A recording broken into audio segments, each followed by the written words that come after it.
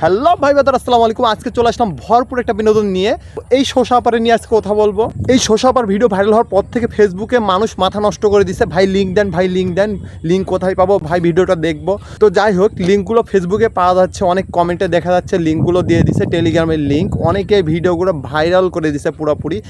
তো আমিও সেখান থেকে দেখছি অল্প কিছুক্ষণ, বেশি দেখিনি ভাই।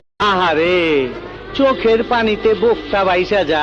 রিসেন্টলি কিছুদিন আগে তার একটা ভিডিও লিঙ্ক ভাইরাল হয়ে যায়, পাবলিক এত পরিমাণ সেটা শেয়ার করছে যে প্রচুর পরিমাণে সে ভাইরাল হয়ে গেছে। বর্তমানে সে নাটক করতেছে, সিনেমা করতেছে, সে এখন সেলিব্রেট। এইদিকে শশা মামনি তার বান্ধবীর কাছে কট খাইছে, তার বান্ধবীর বয়ফ্রেন্ড নিয়ে কক্সবাজার যার কারণে। অপরদিকে তার নিজের বয়ফ্রেন্ডই তাকে কট দিয়ে দিছে তার ভিডিওগুলো ভাইরাল করে দেওয়ার জন্য। তো যাই হোক, এরপরে শশা মামনি একটা ফেসবুকে পোস্ট করছে যে সে এখন সিঙ্গেল আছে, কেউ চাইলে তার সাথে প্রেম করতে পারেন। ভাইরাল হওয়ার নিশা একটা মেয়ে যে কতটা নিচে নামতে পারে, এই মেয়েকে না দেখলে বুঝতে পারবেন না।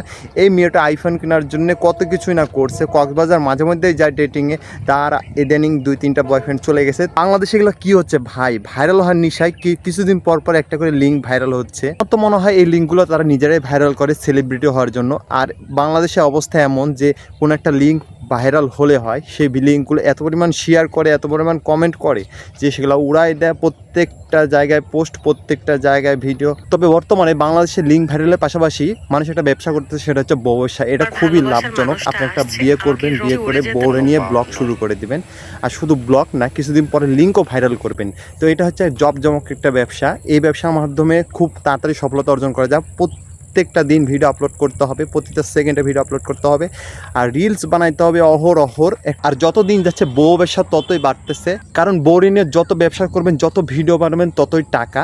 বাংলাদেশে একটা ইউটিউবার আছে যে সবসময় এই বউ ব্যবসার বিরুদ্ধে কথা বলে। সে কোনো সময় চায় না যে বউ নিয়ে কেউ ভিডিও তৈরি করুক, সেই জন্যে বউ ব্যবসায়ীদের বিরুদ্ধে তার ইউটিউব চ্যানেলে অনেকগুলো ভিডিও আছে, যেটারে বউ ব্যবসা যারা করছে তাদেরকে বাঁশ দিয়ে একদম খাড়া করে রাখছে।